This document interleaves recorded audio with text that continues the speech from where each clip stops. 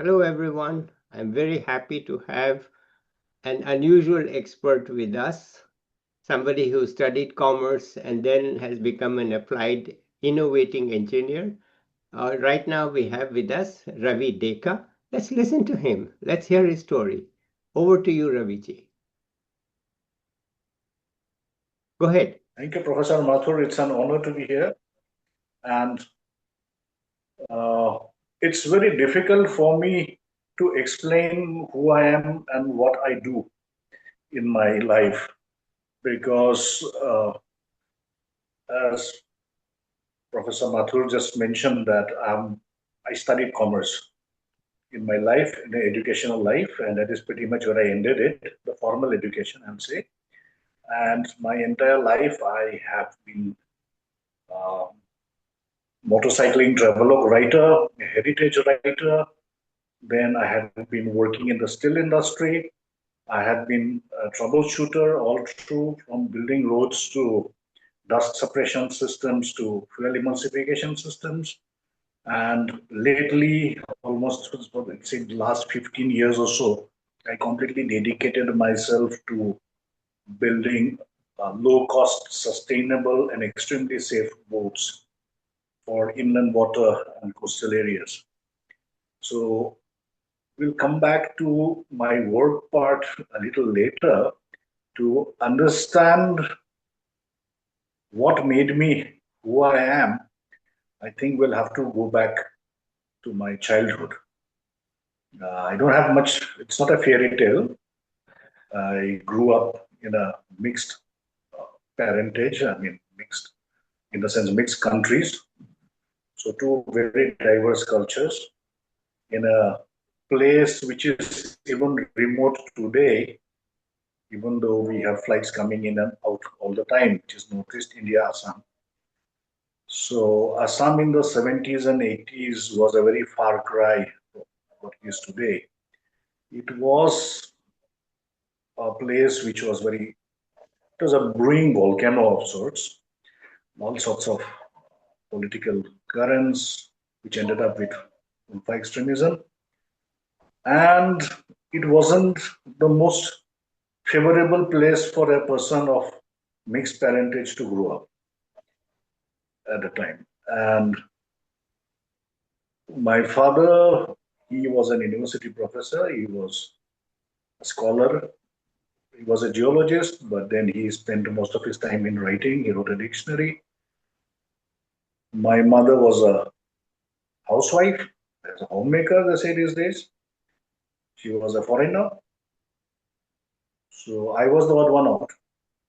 So when you had the Assam agitation starting from the late 70s and 80s, all through. The state was on fire, and say among children, children can be quite cruel and rough, and I became very easy pickings for them.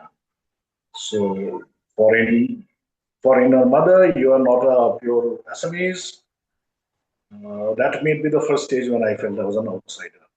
All true. No matter how much I tried to integrate, there was always anybody on an axe to grind. It was an outsider. So at one point, sort of the script flipped, and then I decided that I'm an outsider. So no matter how much I tried being a child to fit in, so you had neighbors coming in. It was their joke. Ah, you come here. Ah, what are you doing? Where are you going? And then, we'll kick out your mother. Ha ha ha ha ha. Do I have any malice towards those people? No, not really. I mean, you don't have malice against foolishness. But those are my formative years, quite cruel in some ways. That outsider thing stuck. Then throughout school, was I a I was a very mediocre student, considered to be an intelligent slacker, but very mediocre in my uh, marks.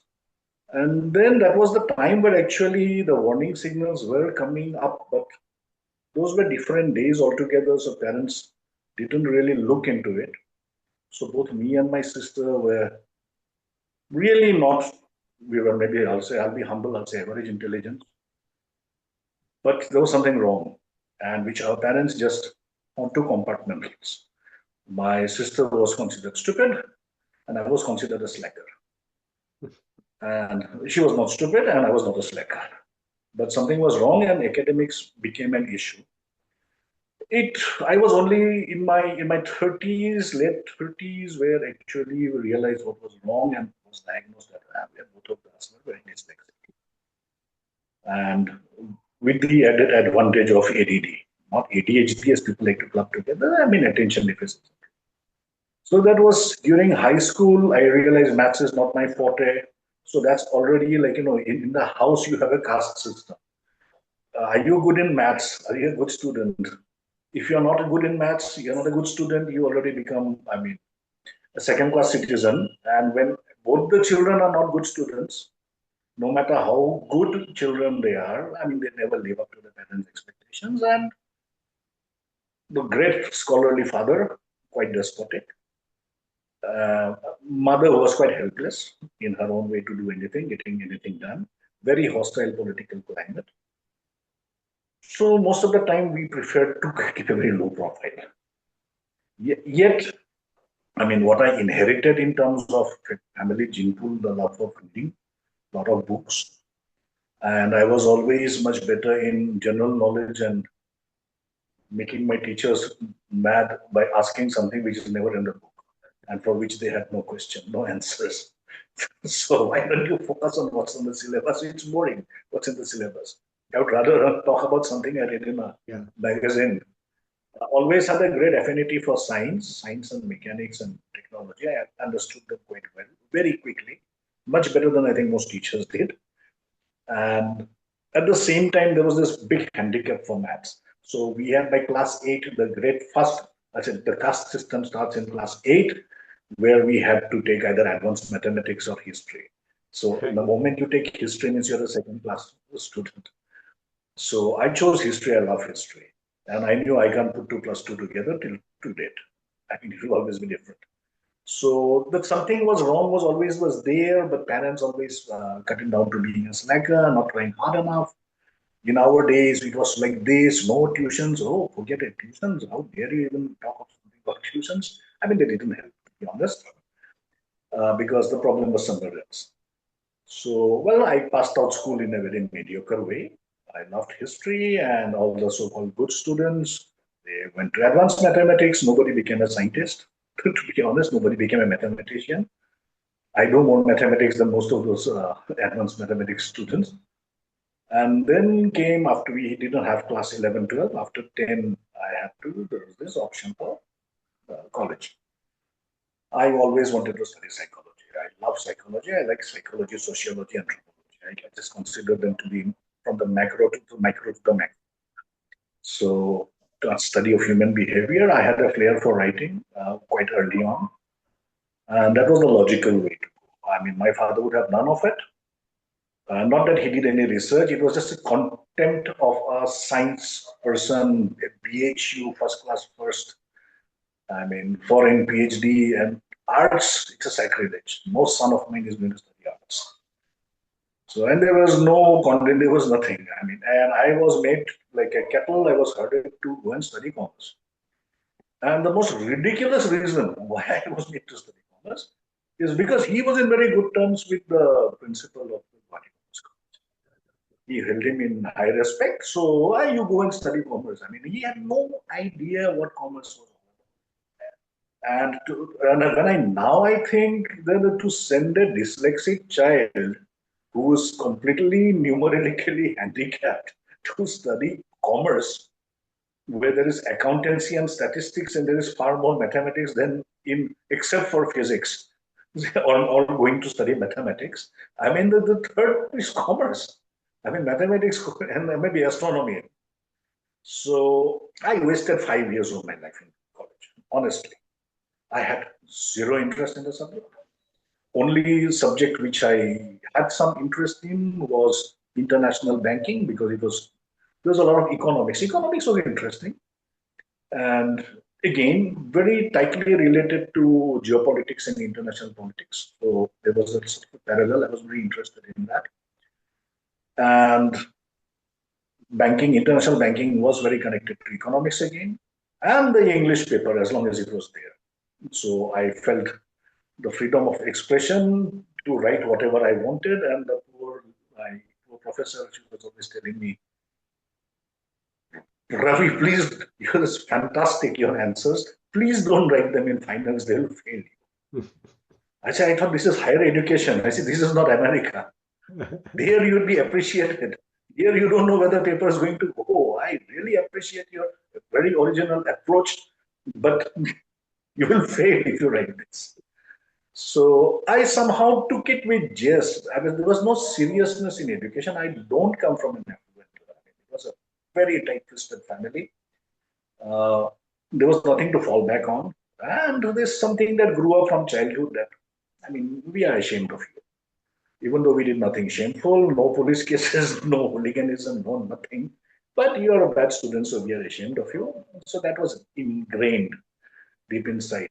But somehow I just, throughout those years, I just said, I'll never earn a single paisa from commerce.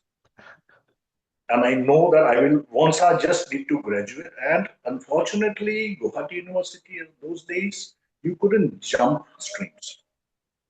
You had to do if you want to do mass communication or anything which I wanted to do, you have to again do Bachelor of Arts. And so by the time I said, no, MBA, I'm not interested. Again, there was hardly anything here. So the other, except for doing MCom or CA, I said, no, nothing doing. Bank exams and all this sitting for them, not my idea. I wanted to have a very creative line. And the idea of getting a qualification for journalism was out of question because my father flatly refused to sponsor anything outside the state, no matter how cheap it was. And so our option is you do either MCom or go and work. Yeah. So obviously in that political climate, very tiny. I mean, Guwahati is a metropolis today. There were no job opportunities, nothing. So every day you hear that, right? And the option was only to go out. So then I thought of studying law. My grandfather was the Chief Justice. So law ran. I was quite articulate. But then I realized that sitting with musty tomes of purchased from, I mean, retired lawyers just to show that you have a big collection of books. And at the same time, I could never make people pay for anything.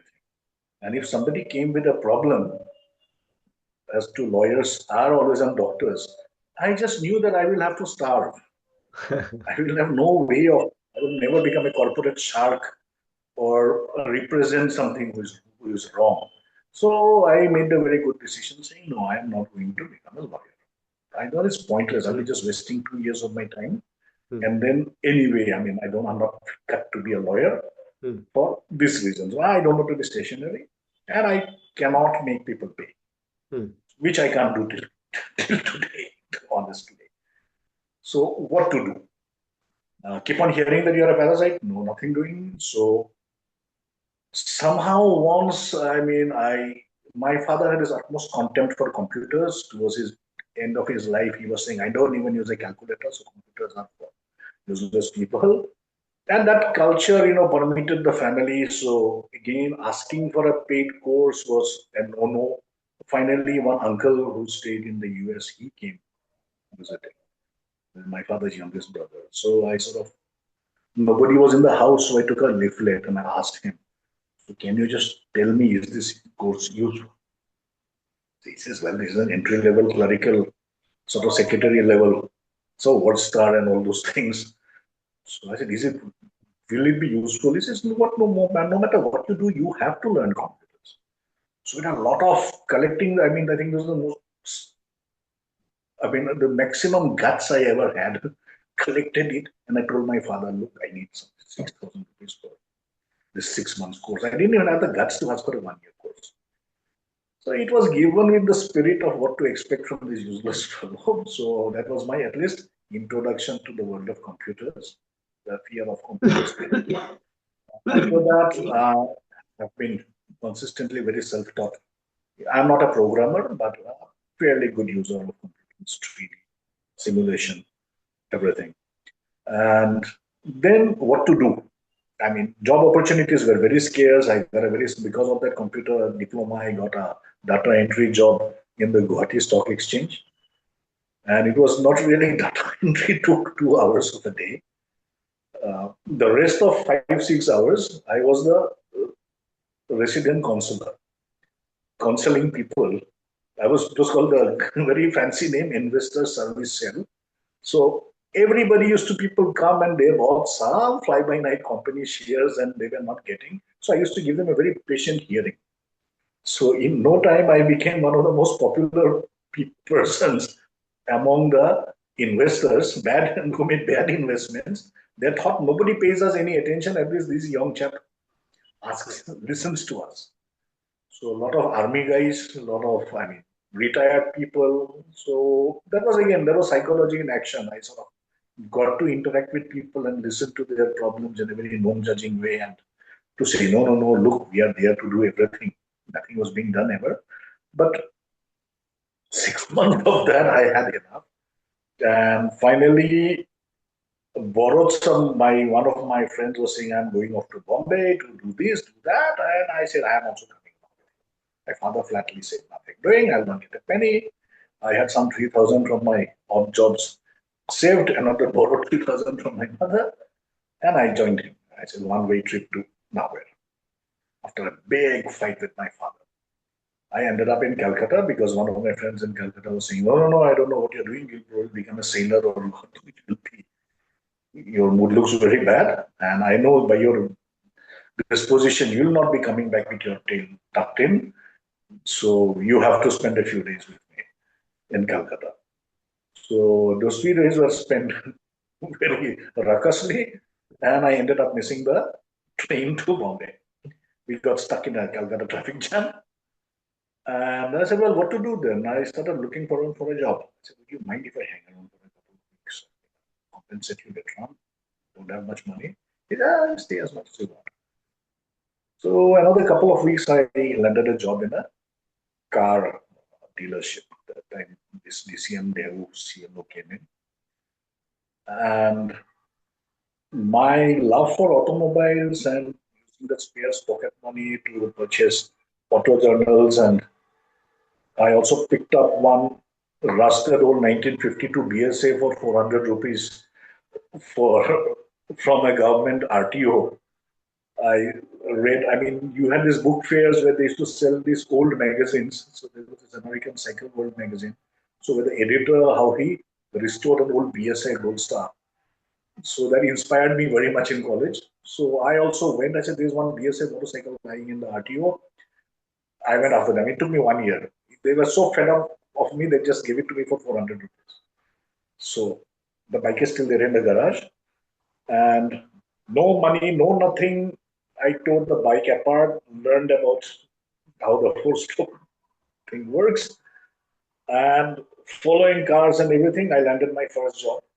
Decent enough a job for that my age in Calcutta on those days. And only not because of my commerce degree, but because I knew how a car functions and knew what was going on. So in another few months, this DCM deal was not working out very well. The dealership got broken because of some municipal reasons. Then Mercedes came into the country. So Mercedes initially had a very ambitious plan of we don't need dealers, we will deal with them directly. It was a complete faux pas, absolute faux pas, not worthy of Tata because it was called Tata Mercedes-Benz India Limited, not worthy of Mercedes. They got people, freshers from IIM and IITs who were excellent academic credentials, but who had no idea what a car was, no idea what a luxury car was, no idea what is the mentality of a person who buys a luxury car. There are so many sub-compartments. There are car lovers, car rally drivers, the people who want to keep up with the Kumars next door. So they also need a Mercedes. So you have to compartmentalize. That's again where my, I don't know, my natural, I mean, affinity for psychology came into work. I also distinguished myself from the rest of my staff that I never wore a tie or a shirt. And it was a family-owned business, Sardarji's. The lady was perennially after me. Ravi, why aren't you wearing a shirt? Why aren't you wearing this? And I had some laundry, this, that. The basic idea is I was always in a t-shirt and a jeans. Difference was when you are wearing a tie and a shirt, you are for those people, you are staff. Yeah. When I come clicking my boots with a jeans and says, "Come, I'll show you the car," they think I'm the at least the son of the owner. India is a very hierarchical society, very feudal hierarchical society. So anybody who comes speaking decent English, self-confident, I mean, was young, fairly good-looking, well in shape. So come, I'll show you, drag them and show the car and give them all the car jargon. I size them up quickly. So it was a friend showing a car around, not a salesman. Yes, sir. So as a result, I could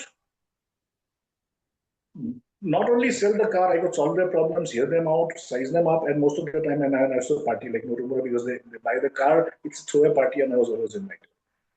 Didn't make me very popular with the rest of the staff. The owner was very much in my support. He used to always tell his wife, please leave him alone, he's getting the job done. But 1 year of that, I just realized this is a dead end job. What happened? The first Mercedes that landed up in Calcutta, the fuse blown, and they couldn't take the car out from the carrier. And it was stuck. It had the scissor sort of loading two cars on top, and the bottom car can't take it out. And there was no way of even throwing out, dragging out, nothing. The engineers from Tata who were trained in Mercedes, they had, I mean, there was no passion. They went to Germany, they learned, they knew, they had, in fact, the foremen, I learned much more from the foremen of those workshops because they have been handling cars for ages. Cars, people, clientele. So they were the real gurus, not those fancy MBA guys, MBA, IIT, IIM, and MBA guys. They were pathetic, to be honest. So many people just book cars to sell their premiums. That was my first sales. I said that was my loss of innocence. Because I was following up on the people who booked the cars. I had no idea because we never had a car. We still don't have a car. So people were purchasing cars for premiums to sell the premium. So for me, it was a sacrilege. You have booked a luxury car, you must be a car lover. You just did it to sell it for 15, 20,000 rupees. That was very eye-opening. I was very naive. So a year and a half of that, I realized it's a dead-end job. I mean, maximum, maybe in another 10 years' time, I'll become a general manager, maybe earlier than that. But then what? During that time, I met a very unusual person who was a manager of a bookshop where all the counterculture of Calcutta used to drop. Nobody used to buy books, but everybody used to have a big anda in Bengali language. So over there. And then he told me of a German friend, German person who wants to organize a motorcycling pilgrimage across India. Very pretentiously called Bullets for Peace. So Enfield Bullets for Peace. By that time, I had more self-confidence about my knowledge of motorcycles than actual knowledge about them. And I sort of, he said, he's my good friend. You write a letter to him and say that you know about bikes. And I said, okay, why not? So I wrote him a letter. I mean, there was no internet in those days. Internet has just come. It was 95. And I sent him a letter by snail mail saying, I am so and so. I love bikes. I know British bikes inside out. Been working on my BSA. Didn't tell him that the BSA hardly ever works. Mm-hmm. And he says, well, we need an Indian guy and you seem to know. I mean, we can't pay you anything. It will be for 6 months. And I said, fine. I mean, I had some saving of 15,000 rupees from my salary, from whatever I was working. And I told my parents I am leaving. Told my boss, look, this is a once in a lifetime opportunity. And I need to do it. Please understand. And he was philosophically inclined, so he sort of very grudgingly said, yes, Ravi, you should do it. And there was another person, my well-wisher in Calcutta. He was an Assamese gentleman. He was a tea exporter and a shipping magnate of sorts.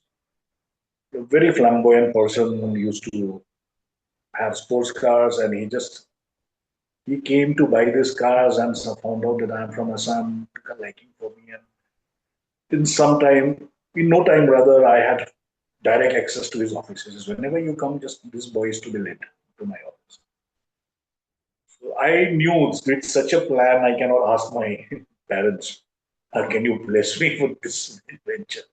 So I said, because I needed an elderly figure to guide me with no vested interest. So I approached that gentleman also. So I asked him, Dada, there is something like this. And what do you think? Should I go ahead? It's a 6 months thing, and I may not even have this job. He said, the job you are doing is a dime a dozen.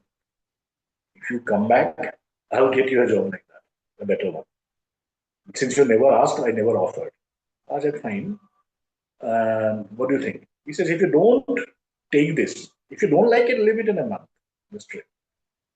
But if you don't take it at all, don't ever come back to me. And then he says, what do you like to do? I said, I would like to write about it. He says, then you have to write and you have to show me. Then say print it. I said, great, this is what I wanted to hear. So on that happy note, I tendered my resignation and came home and I said, look, I left the job. My mother was happy. Oh, you're going to join something here? I said, no, I'm joining some foreigners I never met. And I'll be their voluntary mechanic for 6 months for their motorcycle.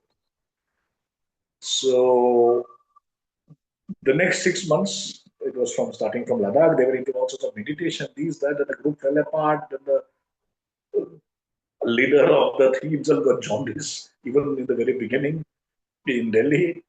And I became the de facto glue that held the bikes together and the people together. I was the youngest person of the group. And 6 months went with that. People came, people left.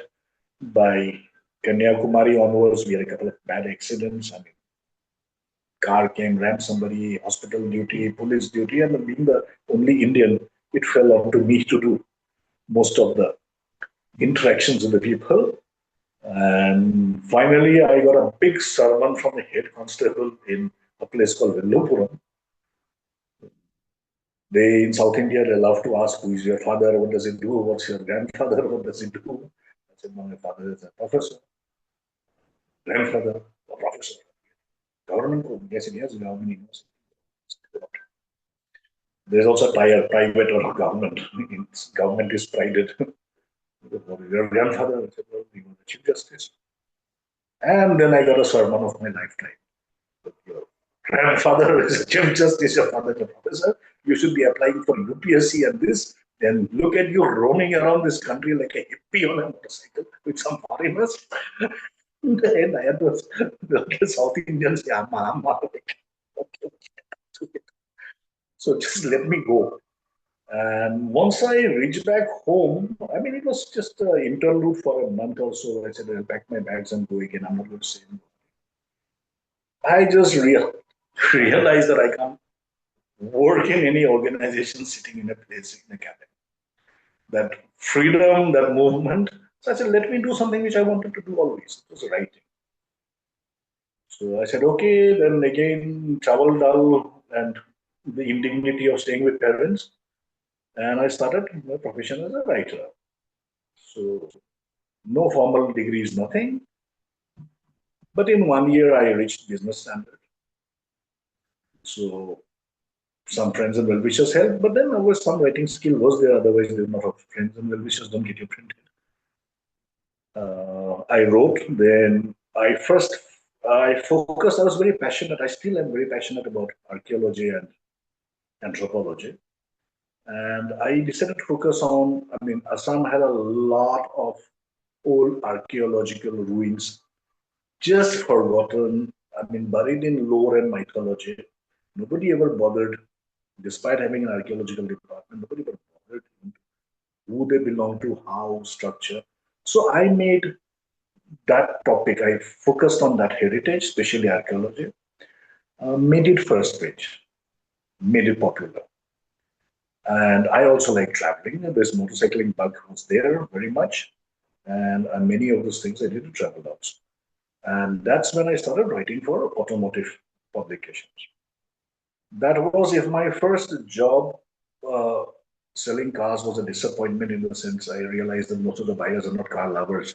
They are either trying to show off socially or trying to sell their premium. In the auto industry, I realized that most of the editors are on the payroll of different auto industries. So there was no journalism at a raw age like which you have in the West. Because here there are too many vested interests. Conflict of interest is at every step. The marketing people want advertisements, the editors want their consultancy or at least the first class air ticket to Stuttgart or Nagoya for this or the Formula One seat. So there's so many conflict of interest that at some point I realized, and plus being a freelancer, the check was always in the mail. So with the check is always in the mail, before the dot-com bust, there was still some way to sustain myself by getting printed in websites in the West. So there were very small pay, but the difference made it livable. Then the dot-com bust happened. Most of those online portals folded. A lot of unpaid articles, which I never got paid for. And in India, it was the check was in the mail. So people like this Business Standard editor said, Ravi, you relocate to Delhi, then you go to hell wherever you want. But you have to have a station here. Somehow my parents were aging. Guwahati has not really changed. Sometimes no electricity, sometimes no water, a house on a hill. I felt this is going to be, parents will have a lot of problems if I move. So I didn't take on those opportunities.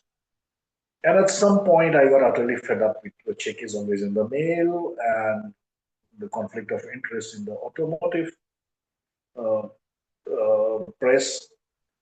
And I said, I'm done with it. And was seriously considering picking up. By that time, I had a significant track record. Nobody was anymore asking what's your academic credentials and what you passed. So my work was my testament. So I was looking for to again go back to, Bombay, which I never reached, to look up some opportunities and offers which were there. And in the way, my relative had a steel plant, small steel plant in Goa. So he said, no, you come and visit us here. And then you go to Bombay. And before I knew it, I ended up working for those people. Not a good decision. It's, I consider the second most stupidest thing. First stupidest thing I did is after my bike trip, I came back to Guwahati and tried to make a life here, which didn't work out, even as a journalist. Second stupidest thing is I ended up working for a relative. I mean, a person who loves independence and autonomy like me, working with a first generation businessman who made him big, is already has its own challenges. Plus, I see uh, working with when you're working for a relative, the relation is between the tenant and the landlord.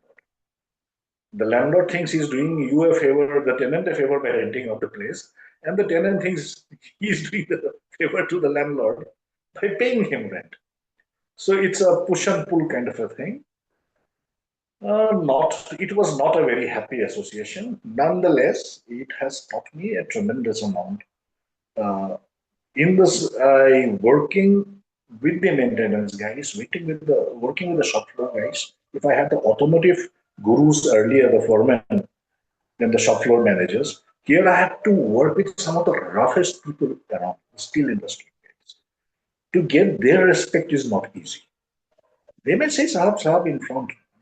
To get through to them is difficult. You have to know your work. And somebody like me, my stature, my wearing always shorts, effective uniform, and always on a motorcycle, Sahab should always come in a car. He should always be up. And here this fellow comes and lands in his Enfield in his shorts and comes to the shop floor.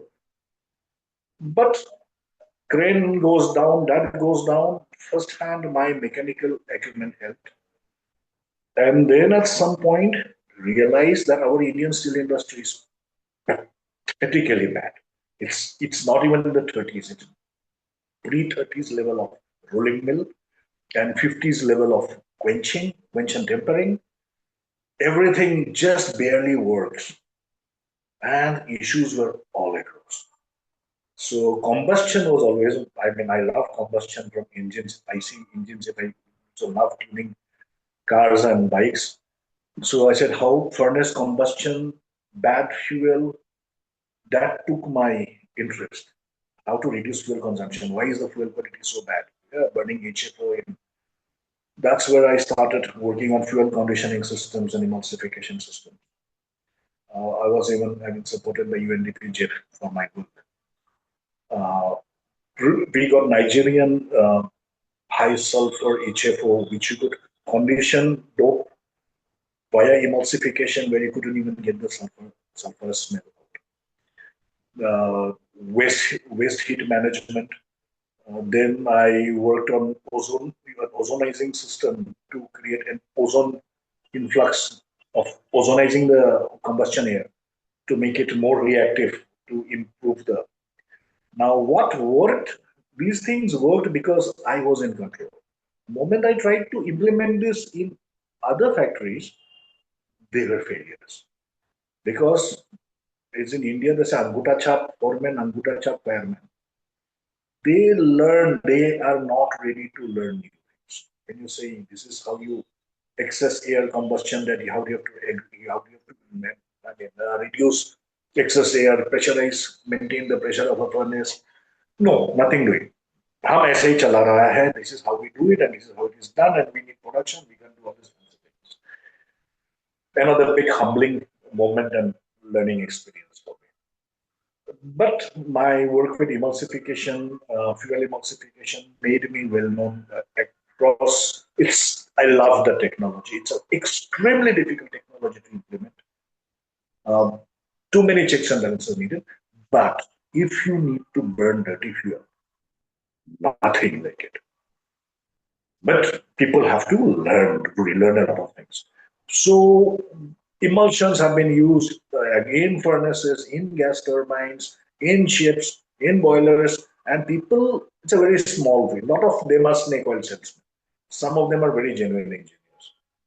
So I became quite well known. My work with this even got featured in the Fortune magazine Indian edition with fuel emulsification system.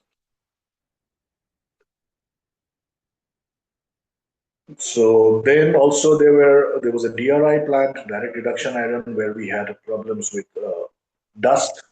We had problems with clay soil, which was extremely rock hard during the dry seasons.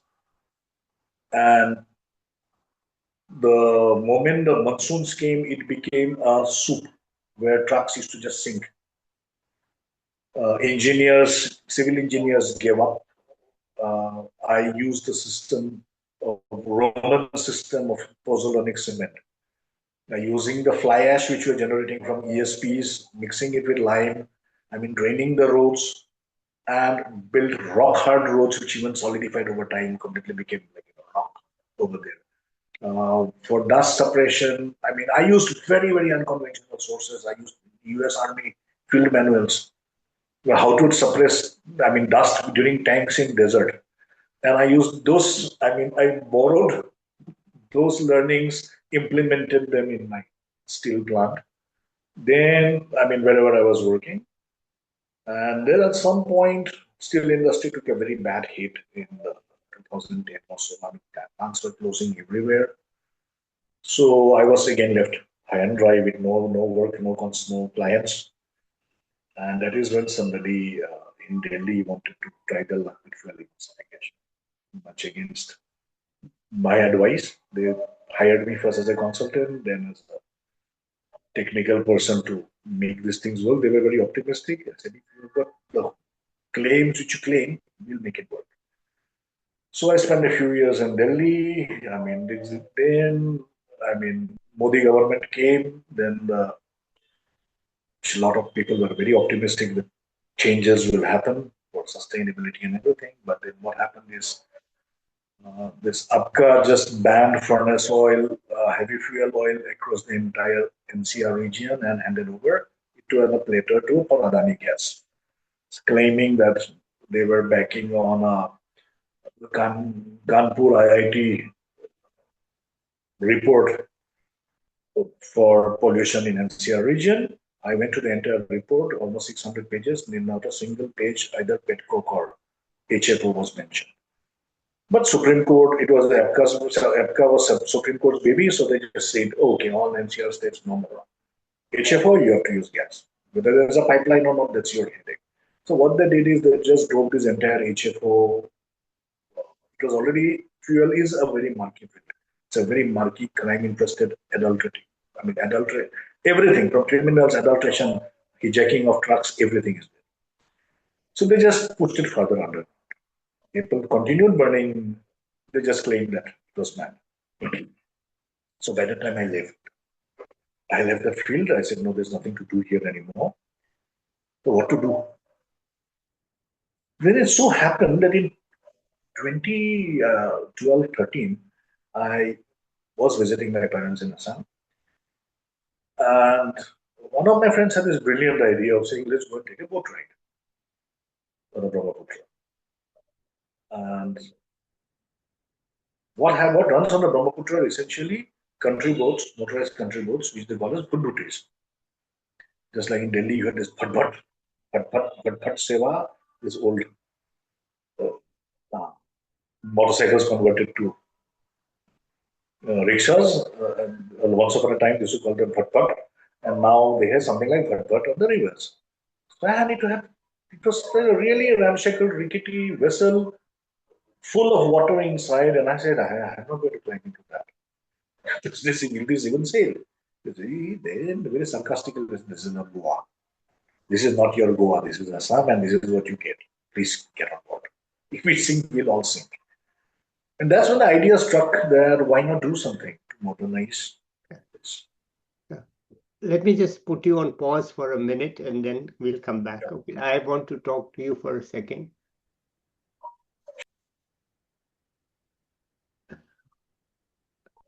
I think Mr. Deka has a lot to say, and there's not enough time right now. So let's call this as part one, and we will end it here today.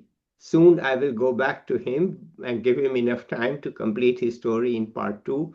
And till then, let's say bye to him and to everybody else. So thank you for watching so far, and wait for part two when it comes. Okay, bye everybody. Let me stop the recording.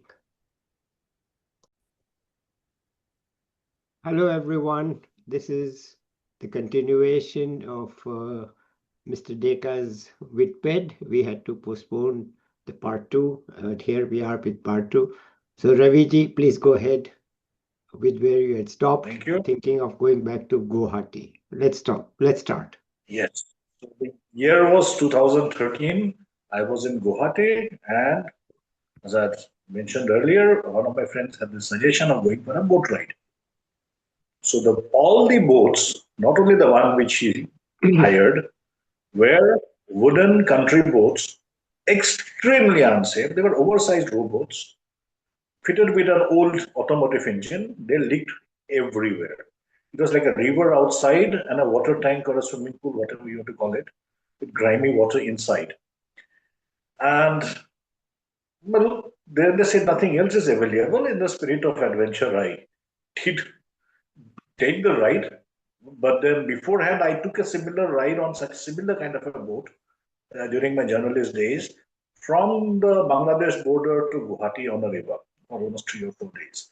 So I was quite familiar with those. It was more like my saying, what is this? Could we have any better boats?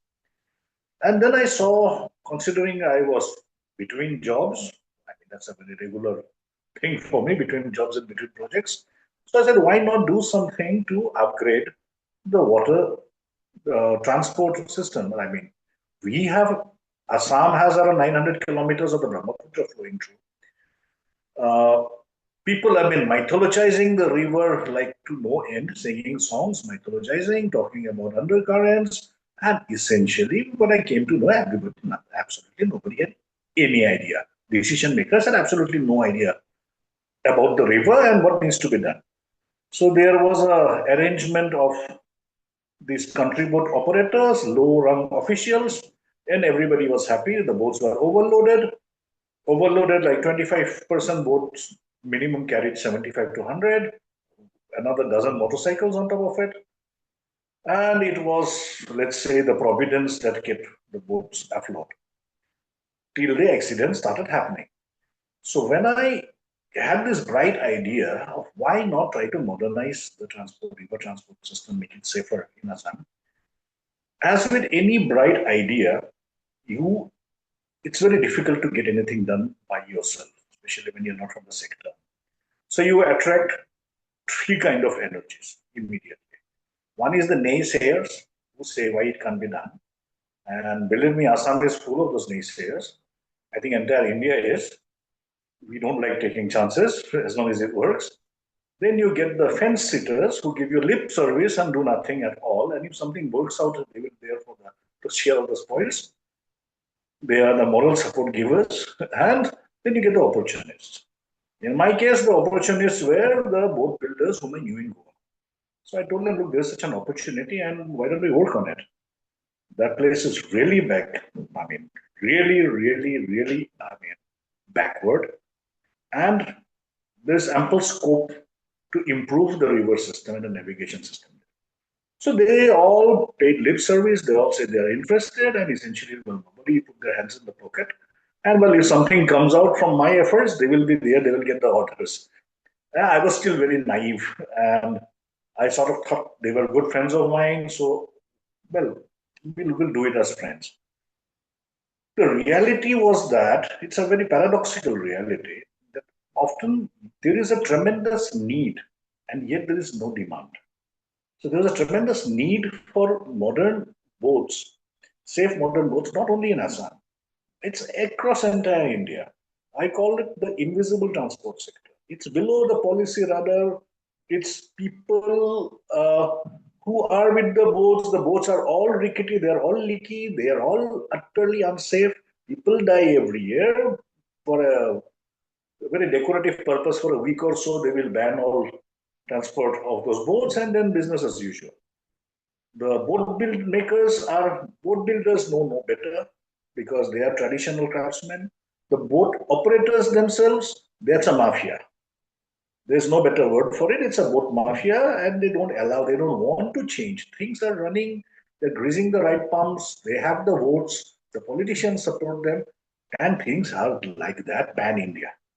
Whether they're the tourist traps or whether they are religious spots or whether it's a river like the Brahmaputra. Now, this was one big miscalculation or naivety on my side, that thinking that because there is a need. Brahmaputra has been always every year going into state. It's a part of our braided river system. There have been floods all across everywhere in Assam. Now, thanks to this unabated damming, which we have been seeing post-independence, our virtually the level of alluvium has gone up in all rivers of India. And everywhere where people never had floods traditionally, people are blaming climate change. No, it's not climate change. It's essentially the water, the river's water bed coming up because of the alluvium deposits from the hundreds of dams completely wrongly built. So river transportation also took a toss because post-independence, unlike the Chinese who invented vessel locks, they also had to feed the hungry millions. They also had to, control the floods. They also had to provide water for the irrigations. For us, it was only water for the irrigation. We didn't look at the floods. We didn't look at the water transport. We never built any vessel locks. We never even built any flushing systems in those dikes and dams.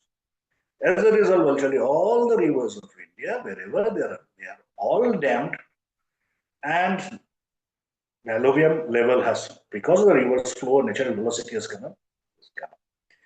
Now that's hydrology, not really boats, but that's something I had to pick up along the way. So in no time, when I just approached the authorities saying, look, I have been staying in Goa for over 10 years, I know this, we can do this, that. Well, believe me, it was almost like I was chased away with a torch and a pitchforks. I mean, who's this fellow who's come to rock our boat? Nobody was happy. The boat guys were not happy. The officials were not happy. Few thought that they can squeeze me for bribes. There must be some rich fellow who's come from Goa with grand ideas. Let's suck him dry. And I had no money because I was jobless. And I also, in no time, realized that my so-called friends and partners in Goa were just looking opportunists. And if something clicks, they are there. I was instrumental in being the person who, in India, first time, a state inland water organization has actually started a tender for a fiberglass catamaran boat. So I lobbied for fiberglass, I lobbied for catamarans, and I learned everything. There were no teachers. River transport has been totally forgotten because the people who knew them, they were either dead or retired. And people from other streams were just coming and occupying government places.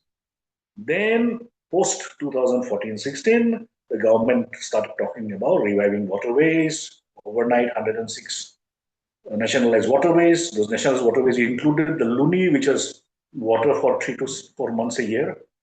So they were just Google Earth. I mean, they wanted 108 to a mantra type. So they had to settle with 106. Couldn't get the two others, and half of them are not navigable at all because they just don't have water. But I took it as a good spirit. I mean, the government is finally woken up. But then what happened? Funds came in, but so did the vultures. The vultures are people, I mean, these are the, I call them the tier A consultants who had been given plush contracts to give them knowledge consultancy because the government. Now, all those tier A consultancies also have absolutely no idea about it. The IS officers were only interested in going to Rotterdam with their wives, obviously, to see the on the Rhine to see the transportation system in Europe. I mean, not a single European river has anything to do with Indian rivers. Nothing. If you want to see river transportation, you go to the Red River, Mekong, or the Yangtze, or the Amur. It's also a braided alluvial river system like the Brahmaputra. No, no, not interested. Rotterdam. Rotterdam, Rhine, and these tier A consultancies, they used to have daily wage earners, I call them, who were retired merchant navy officers, retired military navy officers, who had also no idea what river transportation entails. But they came in suits, they had the right degrees, they were pompous, they preferred rather not to say anything, they would quite and say, oh, we'll have to study it and analyze it. They were also the naysayers. So with this was what was going on. I mean, Assam Inland Water, UN, I mean, World Bank sponsored inland water project started. I tried lobbying. I said, look, these are big projects.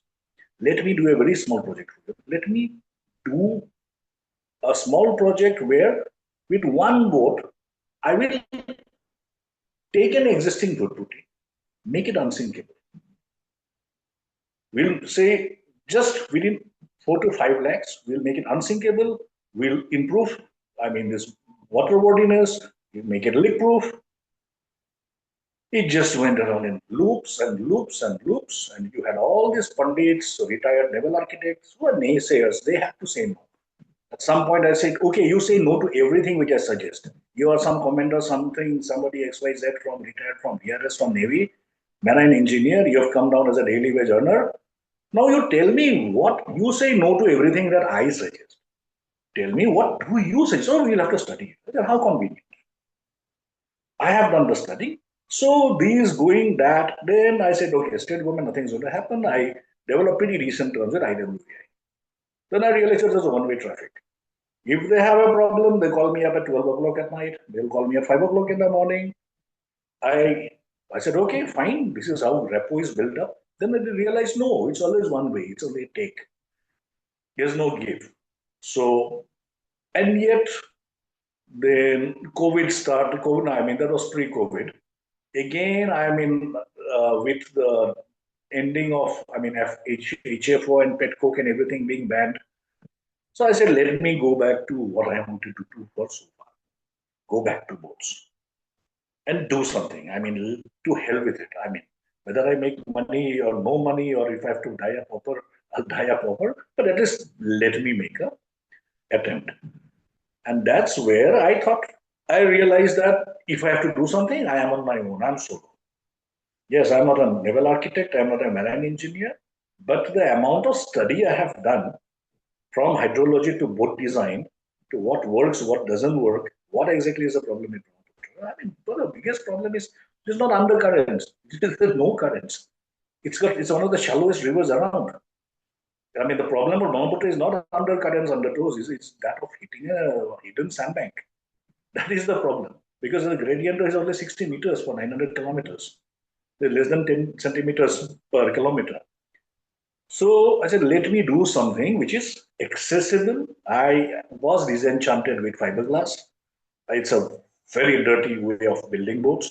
I mean, the solvents, the carcinogenic solvents, whether it's styrene, whether it's benzene. I mean, people inhale that. In India, there are no masks, nothing. People, I mean, it's bad and it's not recyclable. So I said, plus there is no skill set over here. So I said, let's try bamboo. Bamboo boards, bamboo is available. Bamboo boards are very strong. They have very strong flex, very strong modulus. They're very impact resistant, but they're not waterproof. So I borrowed a system called Stitch and Glue, which has been started in the 50s for making plywood boards and became very popular with epoxy becoming available, very popular in America for specialty cane boards. Tried to adapt the Stitch and Glue system using bamboo boards. It was a very tough challenge because plywood is much more malleable, much softer, much easier to handle than bamboo boards. Managed to do it. Managed to do it. Very tough boards. Again, very lightweight boards, which nobody told us is bamboos because density of bamboo boards is much less. So when we took designs for fiberglass and wooden boards, we found that once on the water line is around 3 inches below that of what it was designed for. And plus the boats are so lightweight. So the best way to go for is to fit outriggers, just like the Polynesians and even the Philippines, the entire East Asia, Micronesia. So they had those canoes, they went through wave breakers. So I started studying outrigger boats. I'm into multi-hulls very strongly in terms of design. But this is the best way. You can have ultralight boats. Ultralight boats means they skim over the water, they need less energy, they're extremely balanced, and that's where built again, but there was no money. So then there was no money. I mean, going around by the time COVID and everything was there, I was down to my last 5,000 rupees. I mean, I was too old. I was almost 50. This is not the age you ask your parents for money. And then where to get some money from somewhere. So the state Aztec, Assam State Science Technology Environment Council, I built them once a biomass stove, very high efficiency biomass stove. That's something which I was also very much into just to reduce deforestation. Very good. That's another story. I won't go into that. So the director, he told me, look, get some project. He once said, why do you go into river transport? I mean, he used a very Assamese colloquial saying, you have taken a well digging project. I mean, this is the way it is. This state hates innovation. Nobody's going to support you. These guys are not there. I said, look, somebody has to do it. I mean, if somebody, rather it's everybody saying, I mean, I've taken it as my calling, whether it's in Assam or where, I'll get it. He says, look, I have a very small budget. Just, I'll ensure that you get it. And I know you'll not steal the money. I said, fine. With that, I approached INBAR, International Bamboo Return Organization. And I told them, look, you are into bamboo promotion, this and that. I am not seeing you're not doing anything beyond baskets. But bamboo can be engineered, bamboo can be done this, and we are having this story. Entire pan India, global south, bad boats, bamboo can be in. They were very apprehensive. But then since Assam government, I mean, reputable small organization, Assam government gave me some money. They said, okay, we'll give you something. Try to match it. That was still not enough for even to cover the raw material. One Japanese manufacturer in India promised to give me a second-hand engine. They didn't. The Indian guy said we will, then the Japanese said no, no, no. So I was left without an another 2 years to get some money for the engine from another grant. And I was also working on electric drives. So it should be clean. So let's work on electric drives. Interestingly, the funding for electric drives I received from Rajasthan. And the rationale of the officials who helped me, Rajasthan, your state. And the person also, the person who has been my godfather over here, he shares your surname also.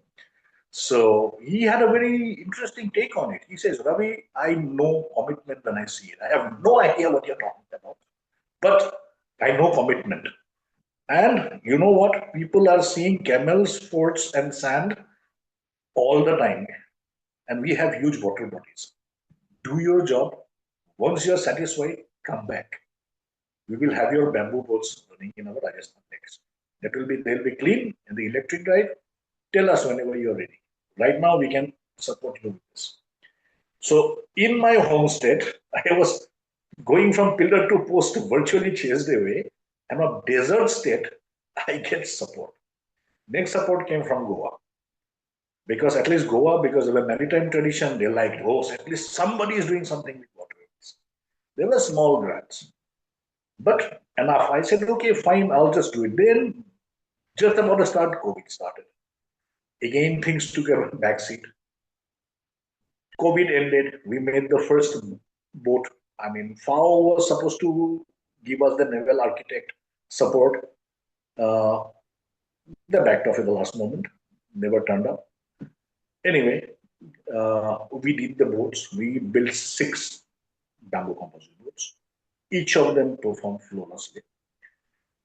Government support has been zero. In the 5 years, not a single Assam government official even ever bothered. I had Japanese, I had Thai, I had Swiss, I had British people come down just to see the boats.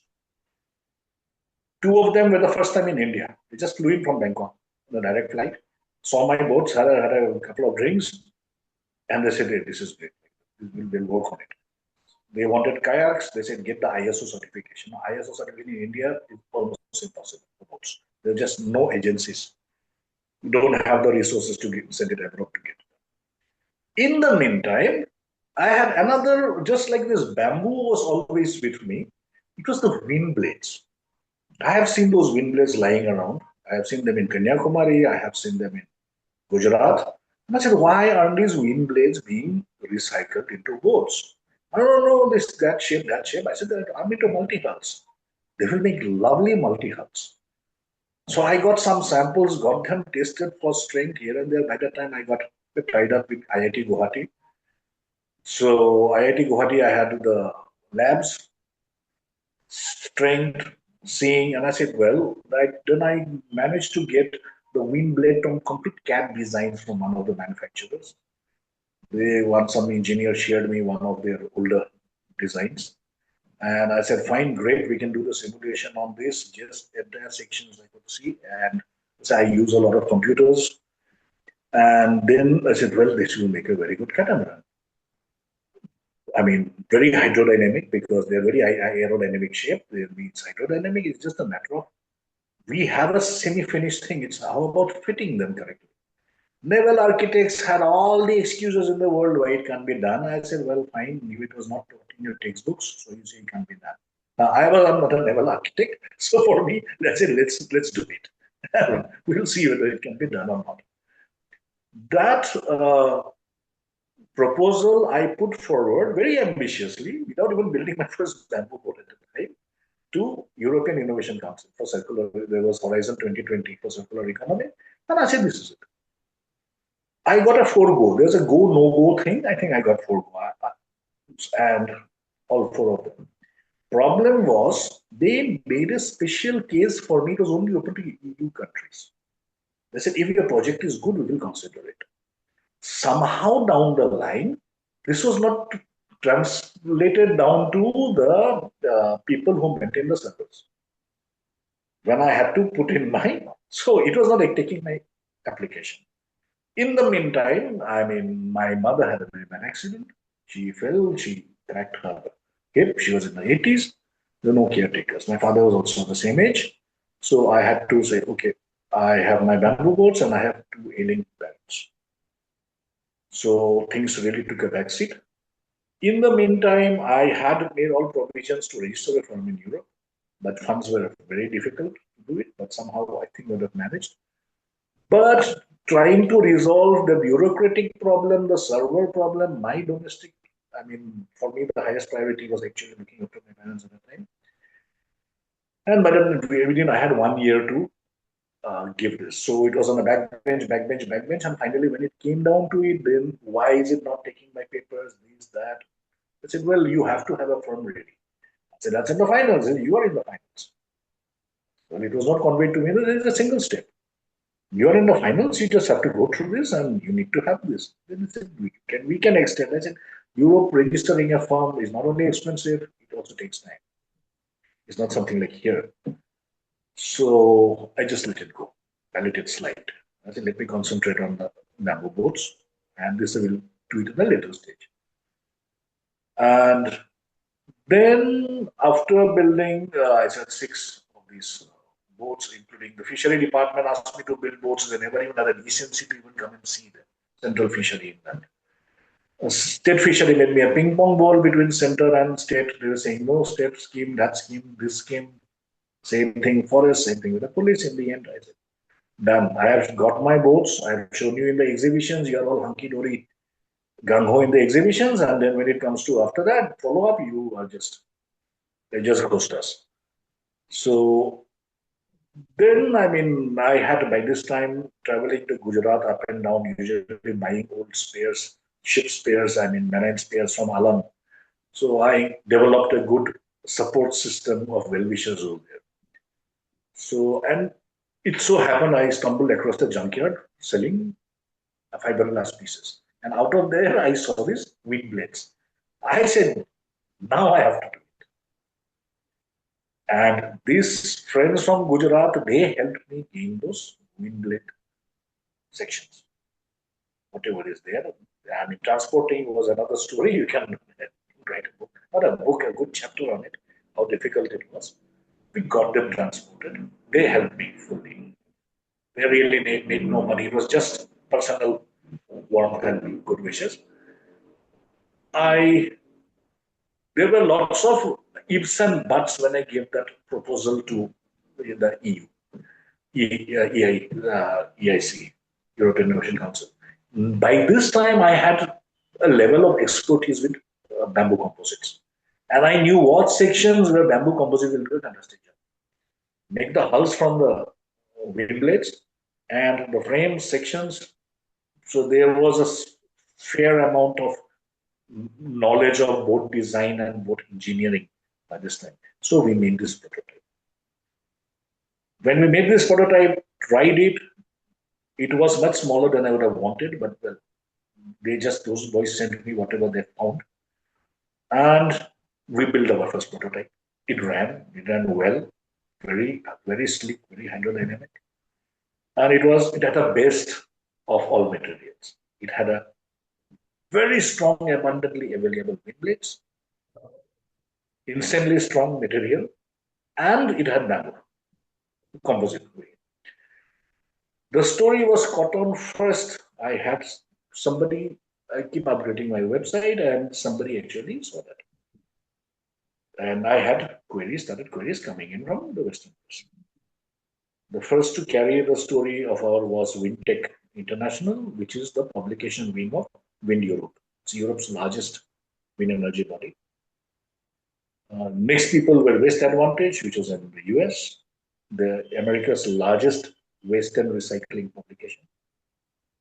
That is the two. Then Composite World. Composite World had a special thing for me because they were earlier called Composite Technologies. I used to subscribe to that magazine when I was in Goa just to learn about composite technologies. So now they're called Composite World. So they wrote a beautiful, very large article about us. And then it was sort of people were telling me, hey, you are famous. The international boating news has industries, and that's like a manual of the boat industry. That trade publications very respected. Then JEC, in France-based JEC Composite, they also invited us to participate in the startup rounds. So suddenly people, I mean, in India, only one coverage. Assam Tribune, that also because the editor is a good friend of mine. I started my journalistic career writing for them. So he says, hey, and I just was a chit chat. I was telling him, aren't you ashamed? Like, I'm doing this. Oh, what are you doing? I'm doing this. I said, I'm getting coverage internationally and nobody's bothered. He said, I'll cover you tomorrow itself.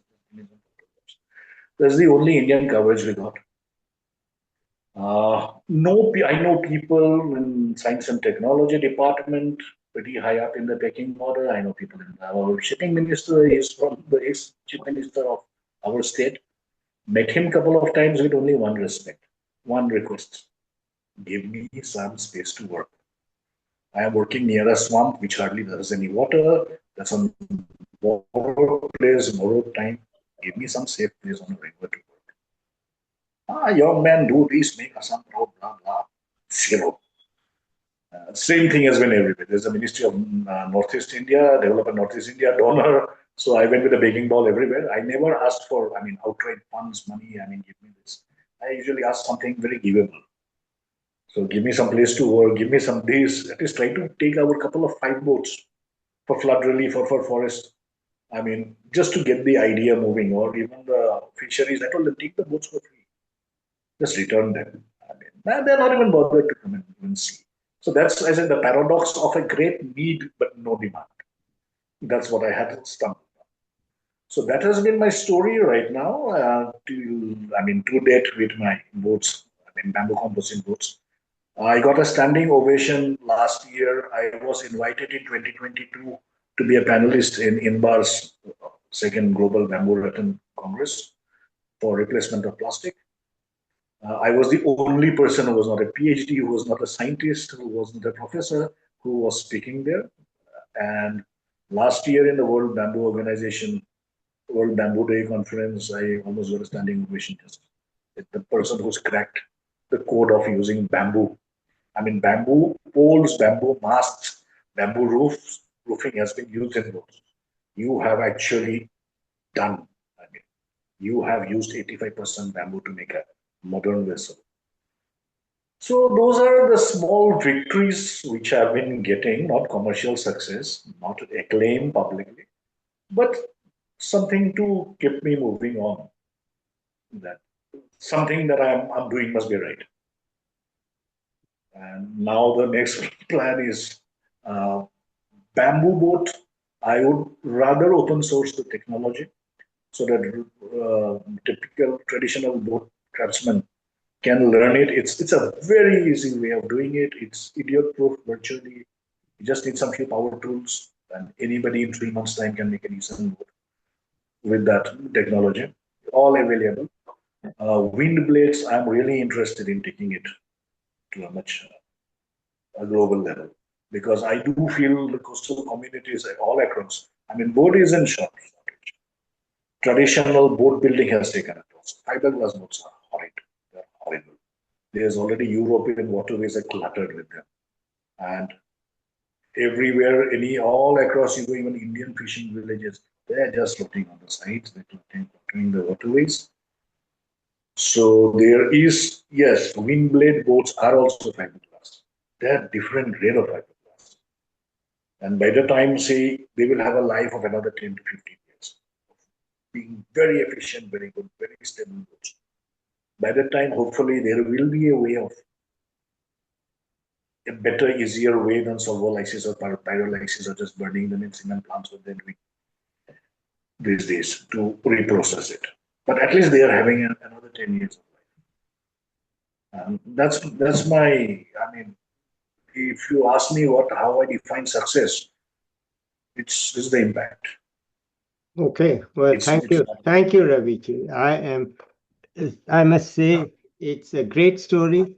It's a story of fighting personal odds, India's worst features of life, and the worst part of family and society's expectations when you are young, and the worst part of India's social, cultural, technical malaise, let's put it this way, and yet yes, retaining a sense of getting things done and actually getting them done. So let me not comment more than this, except to say, because I want to talk to you offline in detail, let me just say that thank you so much for keeping yourself going. And in spite of all the issues that you have mentioned, which I won't repeat, you have gone through a lot and you have succeeded. It just shows, what should I say, that there's something inside you that refuses to be suppressed. And it has come out. It has come out in one way, but it could have come out in another way. But it has come out. That's the great part. So let's end it here today on this note, and let me talk to you offline. Okay? So thank you, everybody, for being with us, and I'll be back with another young person or an expert soon. Till then, bye everybody.